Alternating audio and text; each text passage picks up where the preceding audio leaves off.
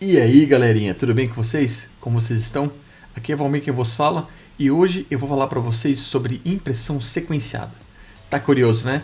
Então segura a peruca que depois da abertura eu explico para vocês como que funciona essa sequência. Bora lá?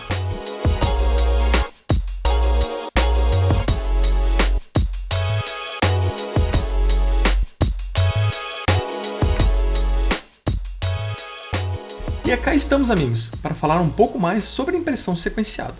Mas, Valmir, impressão sequenciada já não é o que a gente faz? De certa forma, sim. Principalmente quando colocamos mais de um objeto para ser impresso em conjunto, a impressora ela vai fazer de forma sequenciada, mas camada a camada. Se eu trago um exemplo para vocês, onde eu tenho 3 elementos para serem impressos, nesse formato ele vai fazer de uma forma sequenciada, mas camada a camada. Ou seja, o primeiro elemento ele vai fazer a primeira camada, depois ele parte para o segundo elemento, faz essa primeira camada, vai para o terceiro elemento, faz essa mesma primeira camada. Depois ele volta para o primeiro elemento, onde ele constrói a segunda camada. Ou seja, os objetos são construídos de uma forma sequenciada do começo ao fim deles. Nesse formato, por mais que a gente leve em consideração a questão de tamanho e tudo mais, mas eles tendem a começar juntos e acabar juntos, né? O que eu quero trazer para vocês aqui é uma forma diferente de impressão, onde eu não levo em consideração a impressão sequenciada por camada, mas eu levo em consideração a configuração sequenciada, mas por objetos. Ou seja, se eu tiver 3 elementos na tela para serem impressos, a impressora ela vai começar pelo primeiro elemento, ela vai começar e terminar esse elemento, e depois ela vai para o segundo, começa e termina, depois ela vai para o terceiro, começa e termina. Ou seja, a impressão ela fica totalmente isolada e de uma forma sequenciada. Legal? Parece ser complexo, mas é super simples. Agora vamos lá para os slides e eu vou mostrar para vocês como que é feito, porque é muito legal esse tutorial. Eu vou importar um objeto que eu já utilizei em algumas outras aulas, que é o nosso polígono. Eu criei e utilizei esse polígono na aula de encaixes customizáveis. Se você ainda não viu, eu vou deixar o card aqui para depois você assistir. Legal? Para essa videoaula eu vou utilizar ele porque ele é muito simples e eu vou conseguir utilizar recursos de aumentar o tamanho, a espessura dele, e vou fazer alguns comparativos com o formato de impressão sequenciada por camada e depois com o formato sequencial por objeto. Legal? As configurações aqui são super simples e eu não tenho nenhuma diferença com relação à impressão do que eu faria com outro tipo de objeto, mas estou tirando um pouco da questão da qualidade, vamos dizer assim, porque eu estou utilizando 0.3 de camada, o nosso PLA de sempre e a nossa impressora Prusa de sempre. Legal? Estou utilizando aqui uma densidade de 5% de enfio e o enfio provavelmente que está configurado aqui é do tipo grid. Legal? Então vamos fazer o fatiamento dessa peça e vamos começar a analisar agora tanto o tempo quanto como ela ficou preenchida. Legal?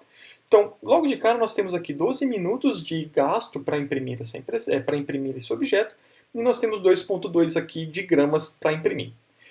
Para a peça, como eu disse, ela é super simples e ela foi construída com um enfio de 5% e 2 camadinhas de parede. Legal? Agora vamos fazer o seguinte, eu vou clicar com o botão direito, ou melhor, vou fazer um Ctrl+C, Ctrl+V nesse objeto, eu vou duplicá-lo, né? Vou utilizar essa ferramentinha aqui de Arrange para deixar organizado no centro da minha mesa e vou mandar fatiar novamente. Basicamente, o processo de impressão não muda, né? Basicamente ele é igual, né? Aqui nós temos a peça são iguais, né? Então não faz diferença mesmo com relação a isso, então são 2 paredes cada uma e 5% de enfio em cada um deles. A diferença é que nós estamos utilizando aqui quase o dobro de filamento, exatamente porque são 2 peças, e 17 minutos para imprimir essas 2 pecinhas. Legal? Agora eu vou fazer o seguinte, eu vou colocar 3 peças, vou utilizar novamente aqui a ferramenta de Arrange para deixar ela organizada no meio, e vou fazer o mesmo processo de fatiamento e vou fazer o mesmo comparativo de novo, mas basicamente olhando a questão de tempo e filamento. Com relação a tempo, nós subimos de 12 para 24, então basicamente nós dobramos a questão de tempo, utilizando 6,51 gramas de filamento para esses 3 objetinhos. Legal? Então, basicamente, o processo, vou utilizar, nem vou chegar até a última camada, porque acho que já daqui dessa camada a gente já consegue perceber como que funciona exatamente o processo de impressão sequencial por camada. Então, eu vou utilizar aqui a ferramenta para a gente entender como que o bico, ou melhor, como que o hot end vai trabalhar aqui de forma sequencial por camada. Então, se a gente olhar imaginamos que ele já chegou nessa camadinha, né, na camada 18.8, e ele vai começar a imprimir exatamente esta camada 18.8.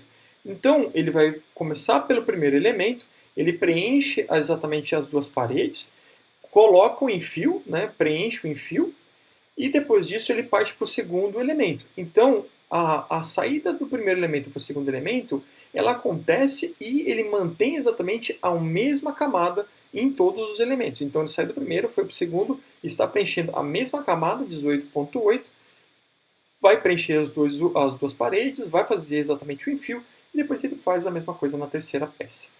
Basicamente, então nós temos de uma forma sequenciada, mas camada a camada. Então, o que eu acabei comentando no começo do vídeo, onde peças que são iguais, elas tendem a começar junto e terminar junto. Basicamente isso que a gente viu aqui. Mas, Valmir, qual é a diferença que nós temos aqui com relação à parte de impressão sequenciada? Calma que eu vou explicar um pouquinho mais para frente para vocês, mas nós temos aqui alguns outros pontos que são bastante relevantes nessas configurações que nós temos logo de cara. Vou habilitar uma opçãozinha aqui que chama Travel, que é basicamente uma configuração que vai mostrar exatamente as mudanças, né, os jumps que o Hotchain vai fazer entre uma peça e outra. Tá? Então, basicamente, a gente tem aqui uma ilustração com esse azul indicando exatamente qual é o caminho que o Hotchain vai fazer aqui. Então, se a gente descer para todas as camadas, o que ele vai fazer? Ele vai começar, ele sai aqui da posição 0, né, vem, faz o skirt, e depois ele já começa a fazer o 1, vai para o 2, depois vai para o 3. Então todo este caminho que ele faz na impressão, ele vai fazendo em todas as camadas. Tá? Isso, o que remete? Basicamente, toda vez que ele faz um movimento aqui, que ele faz exatamente esse travel, ele faz uma retração e depois ele faz uma disposição de filamento. Ou seja, para que ele consiga sair deste elemento e ir para este elemento, ele precisa puxar o filamento e depois, para dar continuidade nesta camada, ele precisa depositar o filamento novamente para dar exatamente fazer a camada posterior. Legal? O que isso realmente remete? O que a gente fala muito da questão de retração. Basicamente, se a gente não tiver uma impressora muito bem calibrada, a questão de temperatura bem estabelecida, né, bem calibrada também, através de torre de temperatura e tudo mais, que é uma dica bem interessante.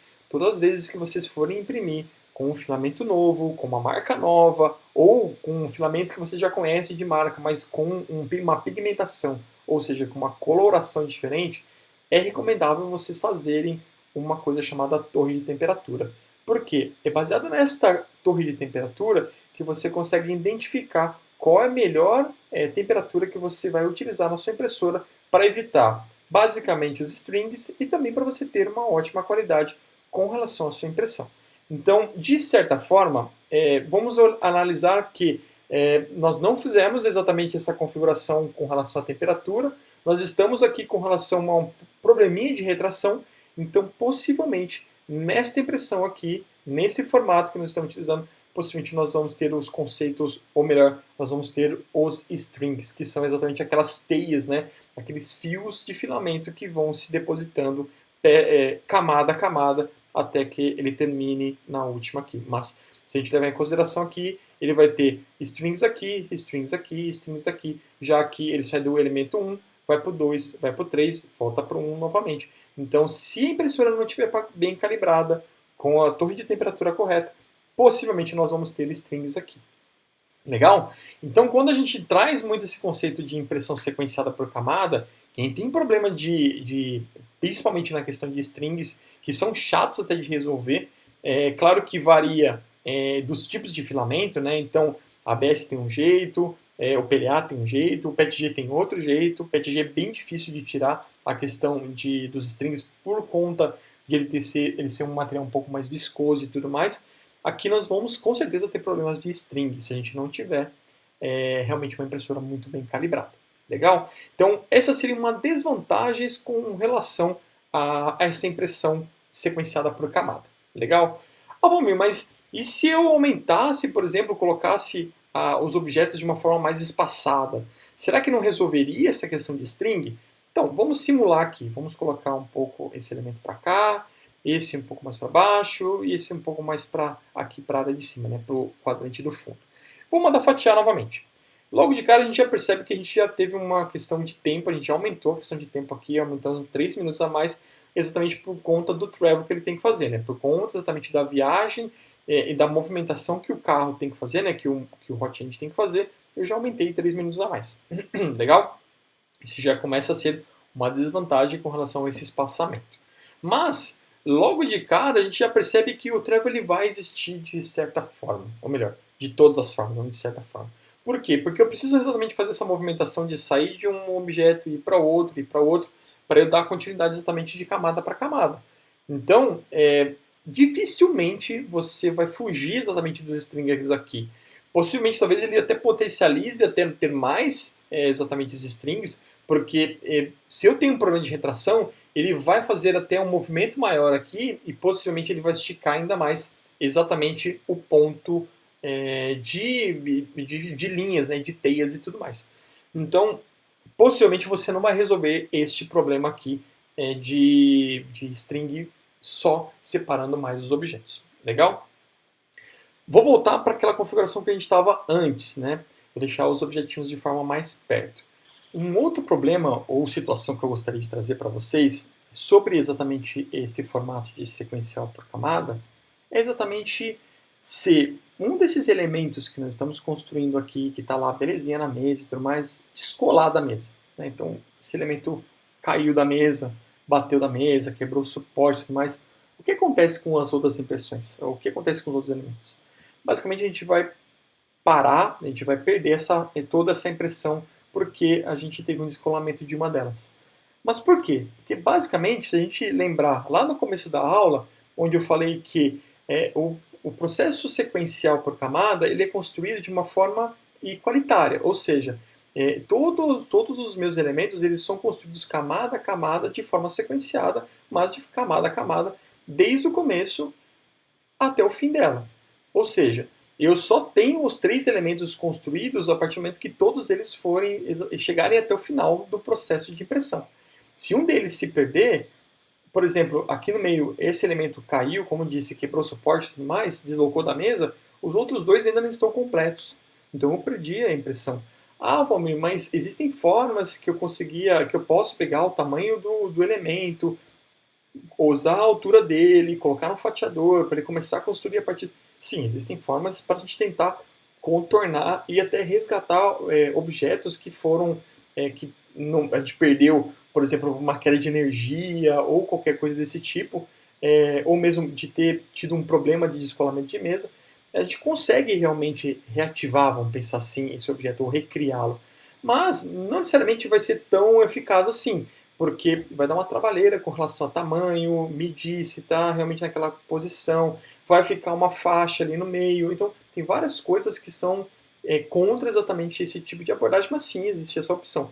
Mas, de forma geral, a gente ia acabar jogando fora e ia começar de novo. Agora, imagine uma peça, ou várias peças, onde eu estou gastando ali 20, 30 horas de impressão e a gente tem esse problema. Então, isso é uma situação que a gente acaba vivendo dia a dia com relação ao uso desse tipo de impressão. Legal? Então, essas 2 situações que eu falei para vocês, que é a questão dos strings e a questão exatamente de um possível deslocamento de mesa, onde eu acabo perdendo toda a minha impressão, são exatamente algumas desvantagens desse processo que nós temos hoje. Legal? Bom, agora eu vou começar a falar um pouquinho do outro formato, que é exatamente o processo de impressão por objeto. Bacana? Basicamente eu vou fazer o seguinte, eu vou apagar esses 2 elementos, eu vou deixar só um, eu vou voltar a utilizar a ferramenta Arrange, eu vou utilizar apenas um por enquanto, eu vou fazer as modificações e a gente vai trabalhar item a item para vocês entenderem aonde estão as mudanças e tudo mais. Legal? Bom, primeira coisa que a gente vai fazer, a gente vai vir aqui no Pooling Settings, a gente vem aqui na opção Output Options, e aqui no Sequential Pooling é onde a gente vai habilitar exatamente a opção de impressão sequenciada por objetos, ou simplesmente impressão sequenciada. Habilitando esta funcionalidade, ele me traz 2 outros atributos. Eu não vou falar agora, eu vou deixar do jeito que está, exatamente para a gente entender o que cada um deles representa na impressão. Legal? Com ele habilitado, eu vou voltar aqui para a minha área de impressão e vou imprimir novamente. Esse objeto, por ser único, vocês viram que não tem diferença. Continuou com a mesma quantidade de filamento, o mesmo tempo, não teve diferença nenhuma. Legal? Agora vamos fazer o seguinte, vamos duplicar esse objeto e logo de cara a gente já percebe que temos uma mensagem nova na tela. Então, error. Some objects are too close. Your extruder will be collide with them. Interessante o ponto. O que ele está falando aqui? Ele está falando se você deixar deste jeito a sua impressão, inclusive ele nem vai deixar você fatiar, mas basicamente o que ele está falando, se você deixar desse jeito, você conseguisse fatiar desse jeito a impressão, muito provavelmente a impressão iria colidir uma com a outra. Por quê? Porque lembra o que eu comentei com vocês e agora relembrando um pouco mais. Cada objeto vai ser construído de uma forma unitária. Então eu vou construir esse objeto, depois que eu terminei ele, eu vou para o segundo objeto e eu construo o segundo objeto. E para isso, eu preciso ter uma área exatamente de deslocamento, exatamente um raio de deslocamento do meu hot-end. Por quê? Porque ele tem um tamanho, eu vou fazer mudanças ali com relação... Ele vai fazer exatamente uma espécie de um círculo aqui, então ele tem movimentações, então eu preciso deixar um espaço exatamente para isso. Então, com isto explicado, se eu clicar aqui no Array, vocês vão ver que ele vai colocar uma distância já maior do que a distância que a gente tinha anteriormente. Não sei se vocês perceberam, mas antes ele ficava bem junto e aqui ele está bem espaçado. Por que ele ficou bem espaçado? Agora eu vou voltar lá nas configurações novamente, né? Então, por em Settings, Output Options, nós temos aqui uma configuração chamada Radius, que é exatamente quantos milímetros eu vou deixar de espessura, né? Não de espessura, mas de distância, no caso, entre os elementos. Para quê? Para que o hot-end não bata entre um elemento e outro. Legal? E é aqui que a gente define exatamente isso. Então, se eu colocasse, por exemplo, 50 milímetros aqui, e eu clicasse novamente aqui em Array, vocês vão ver que ele já deu um espaçamento maior. Ele voltou com a mensagem exatamente porque eu tinha definido com 50, o espaçamento estava com 45, então ele está falando que o objeto estava muito próximo. Então, basicamente, ele se baseia naquela configuração exatamente para determinar se o objeto está perto ou não um do outro. Legal? Valmir, qual a melhor configuração como que você garante exatamente, ou como a gente conseguiria garantir a melhor distância do hot-end aqui? A minha recomendação é que vocês, primeiro, façam uma medição exatamente do tamanho do seu hot-end. Aqui, por exemplo, eu estou utilizando uma extrusora da BMG. E a distância dela, do começo do fan até a outra parte, né, de um fan, do print fan até o fan da extrusora, são 8 centímetros. Então, por conta disso, eu estou deixando ali com 45 milímetros exatamente de raio. Então, eu tenho exatamente um raio de 4,5 milímetros aqui, né? 4,5 centímetros exatamente para ele trabalhar, porque é legal ter uma folga com relação a exatamente essa distância. Legal? Então, a minha sugestão é que vocês, primeiro, para definir exatamente a distância entre eles, façam uma medição. Pega exatamente quantos centímetros tem do seu hot-end e achem exatamente o raio dele, porque aí fica legal exatamente essa configuração. Bacana?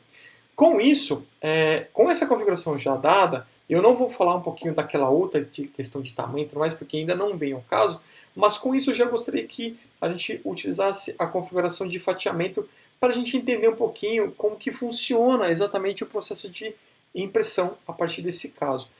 Então, o que nós temos? O primeiro elemento e o segundo elemento. Como vai funcionar a impressão? Eu construo o primeiro elemento, claro, camada a camada, né, como a gente viu da outra vez, mas ele vai construir camada a camada do próprio objeto. A partir do momento que ele conseguir finalizar o objeto, ele começa o segundo, e logo em seguida ele já tem exatamente os dois objetos construídos de uma forma unitárias, mas e além disso, de uma forma sequencial. Muito legal isso, né? Muito legal. Eu vou desativar aqui o Travel porque eu vou falar um pouquinho daqui a pouco sobre ele. Legal? Uma coisa interessante que a gente pode observar aqui é que logo de cara a gente tem uma mudança com relação ao tempo. Ele teve um acréscimo de tempo aqui. Não sei se vocês vão lembrar, mas quando a gente estava imprimindo dois objetos iguais no formato de sequência por camada, eu estava gastando 17 minutos. E aqui já subiu para 23 minutos. Legal? E se eu adicionasse o terceiro elemento? Terceiro elemento, vou fazer a mesma coisa aqui, vou usar a ferramenta Arrange para manter elas com o meu tamanho especificado correto. E vou mandar fatiar novamente. E a gente vai observar aqui que nós subimos para 35 minutos. Quando eu estava utilizando a configuração sequencial por camadas, nós tínhamos 24 minutos. Então nós tivemos um acréscimo aqui de 11 minutos. A questão de filamento não aumentou. Na verdade teve um aumentinho, se eu não me engano, acho que era 6,51. Mas isso aqui acaba sendo irrelevante. Mas olha que interessante, a gente teve um aumento com relação ao tempo. Legal? Depois eu vou explicar um pouquinho por que tem esse aumento. Tá? Mas basicamente, eu gostaria que vocês focassem exatamente naquele ponto sobre a questão de travel, que é a questão de retração. Nesse formato, como eu estou efetivamente construindo elemento a elemento aqui na minha tela, então é o primeiro, depois o segundo, depois o terceiro, o que acontece exatamente com o formato de retração? Eu tenho uma redução absurda, né, para não falar drástica, com relação à quantidade de retrações que eu tenho, ou melhor, com a quantidade de possíveis strings que eu vou ter aqui. Eu vou ter um travel, dois travels e o finalizador. Ou melhor, se a gente levar em consideração, eu teria um que é o início, né? Então ele começou com o primeiro, então ele fez aqui ele andou com o carro até o primeiro elemento. Então eu tenho o primeiro travel, eu terminei a impressão, fui para o segundo travel, terminei a segunda impressão, fui para o terceiro travel, terminei a terceira impressão e finalizei a peça. Ou melhor, finalizei a última peça, né? Porque as outras duas já estavam terminadas. Então, com isso, eu já tenho uma redução com relação à parte de strings de uma forma muito drástica aqui. De uma forma simples e drástica. Claro que um pouquinho penalizada por questão de tempo, mas só pelo fato de a questão dos strings ser uma coisa não tão trivial de ser resolvida.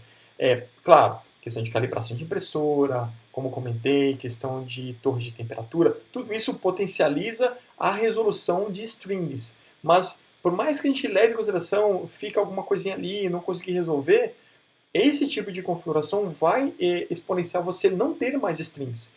Dificilmente a gente vai falar que não tem strings, porque ainda tem exatamente um travel aqui, mas eu teria um string aqui e um aqui, se fosse o caso. Fora que aquelas marcações de retração acabam ficando um pouco menos expostas, né? É claro que ele vai ter retração porque ele tem uma troca de labels, então ele faz uma retração aqui, mas ele não tem exatamente o travel.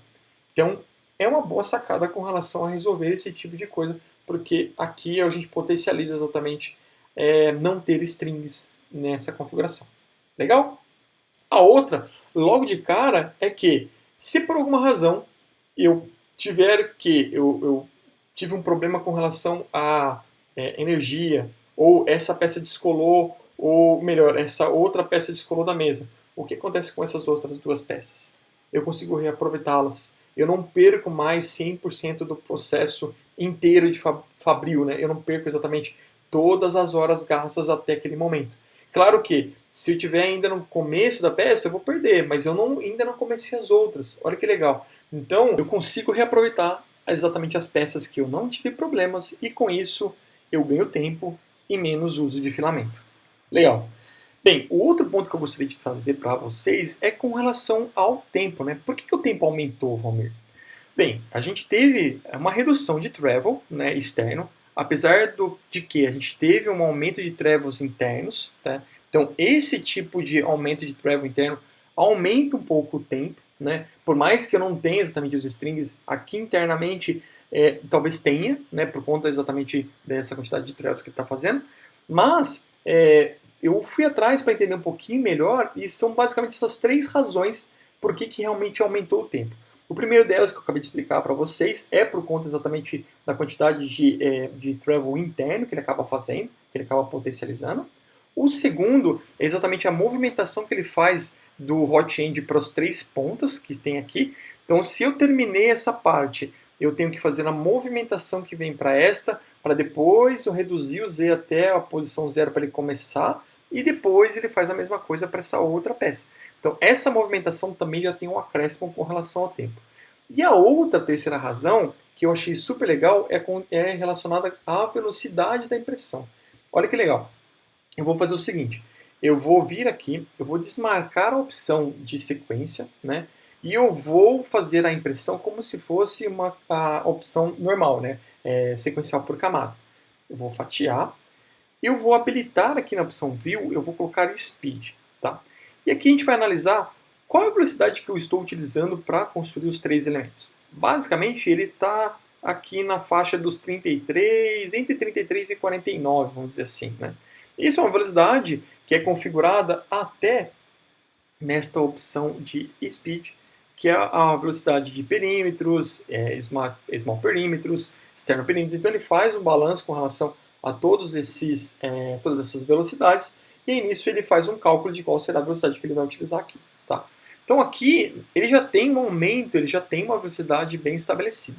Agora, quando a gente volta para esta configuração aqui do Output Options, né, e seleciona a opção de imprimir de forma sequenciada por objeto, né, uma forma sequencial, olha como ele reduz a quantidade de speed utilizada na impressão.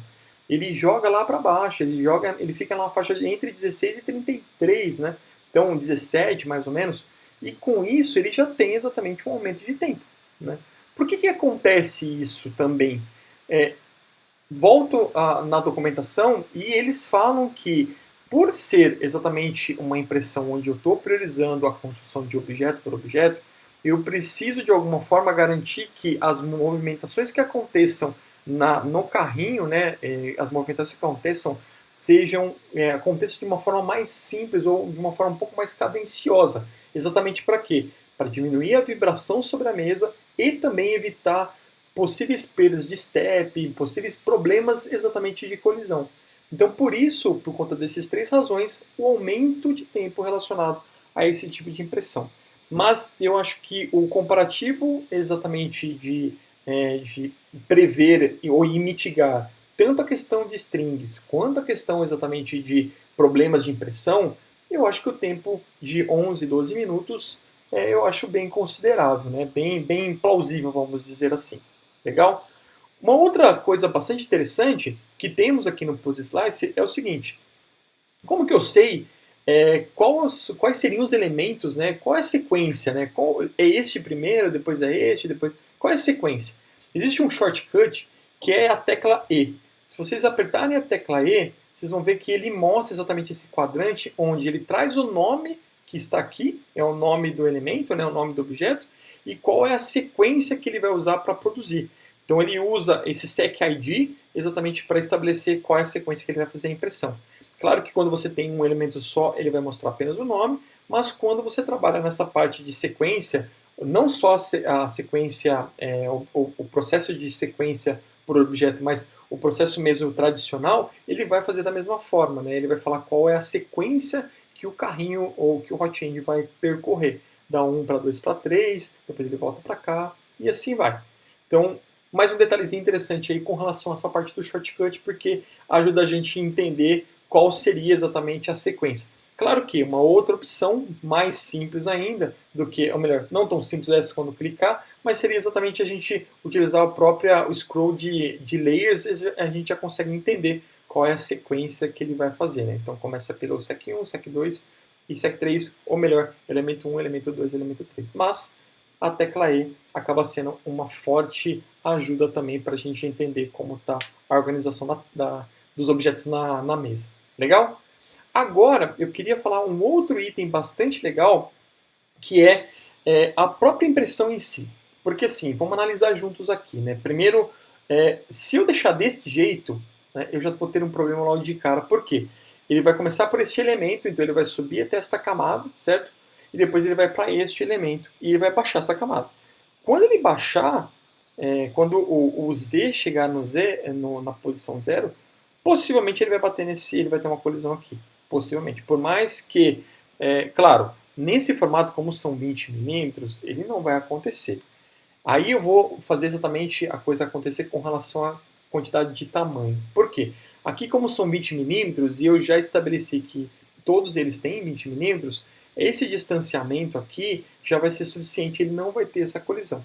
Legal? Agora, se a gente faz exatamente o que eu queria mostrar para vocês, de potencializar um problema o que acontece? Então eu vou fazer o seguinte, eu vou deixar os 3 elementos aqui e eu vou fazer com que os 3 elementos, cada um deles tenha um tamanho específico. Tá? Então eu vou começar exatamente pelo sec1, que é esse elemento aqui. Eu vou tirar essa escala e vou deixar este primeiro elemento com 10 de altura. Tá? Eu vou deixar ele nessa mesma posição. Eu vou vir para o segundo, eu vou colocar ele com 30. E eu vou vir para o terceiro e eu vou colocar ele como 50. Legal? Então eu tenho agora exatamente objetos diferentes, vamos dizer assim, com alturas diferentes. Logo de cara, o Prusa me dá um outro erro, né, aqui para a gente analisar. Então, some objects are too tall and cannot be printed without extruder collisions. Aí entra exatamente aquele ponto que eu falei para vocês. Se eu estou começando com este elemento, e eu preciso depois fazer uma movimentação para este, possivelmente eu vou ter um problema com relação à colisão aqui, porque os elementos são diferentes, né? A altura deles é diferente, eu não consigo como garantir, por mais que eles estão em uma posição até relativamente longe, eu não consigo garantir 100% que eles não vão bater. Exatamente porque numa movimentação que eu estou fazendo aqui, neste elemento ou neste elemento, eu posso bater neles. Né? Então, como que eu resolvo isso, Valmir? 2 formas que é interessante aqui. A primeira, a gente precisa mexer numa configuração para eu falar para ele que a maior altura é um X de milímetros, e a segunda é a própria organização dos elementos na tela, né, na mesa. Primeira coisa, vamos mexer aqui na configuração de High. É aqui que eu defino exatamente qual é a maior altura permitida para o Prusa, nesse caso, para ele calcular exatamente as colisões. Como o nosso maior objeto aqui é 50, eu vou colocar uma margem e vou colocar 60. Tá? Com isso, aquela mensagem possivelmente ela vai sumir. Legal? Porque eu já determinei que a maior altura dele são 60 milímetros, então todas as outras objetos se enquadram exatamente nos 60 milímetros. Legal, essa é a primeira configuração. A outra seria bem prudente a gente trabalhar de forma separada, ou seja, de forma em quadrantes. Para quê? Para a gente garantir que as movimentações que o carro for fazer, né, as movimentações que o hot end venha fazer, ele não exatamente tenha nenhuma parte de colisão. Então, de certa forma, eu consigo deixar os elementos ainda com, vamos dizer assim, com risco menor ainda de colisão. Isto é uma prática bastante interessante por conta disso. Tá? Então, com isso, se a gente mandar fazer o slice, ele vai ter um aumento com relação ao tempo. Claro, aqui a gente está trabalhando de uma forma onde os elementos são maiores e tudo mais, então aquela referência que nós tínhamos com relação ao tempo acaba se perdendo, mas o interessante de a gente ver aqui é que eu consigo exatamente fazer as impressões, né? Eu consigo fazer elas de forma sequenciada, sem que eu gere um problema de colisão, exatamente porque elas estão em quadrantes totalmente diferentes. Legal, né? Acho que esta é uma dica bastante interessante, porque além da configuração, eu realmente garanto fisicamente, né? Porque a construção dos objetos vão ser fisicamente separados, né? Então, tanto assim, quanto trabalhar realmente em quadrantes separados, né? Que não necessariamente seriam ali numa posição em diagonal, mas de uma forma que eles consigam trabalhar, o cartesiano consiga ser feito sem com que realmente a impressão tenha algum problema de colisão. Legal, gente? É isso que eu queria mostrar para vocês nesta videoaula. E assim termino mais esse vídeo. Espero que vocês tenham gostado. Se vocês gostaram, deixa aquele like para ajudar a gente, compartilha o vídeo, se inscreva no canal e até o próximo vídeo. Valeu!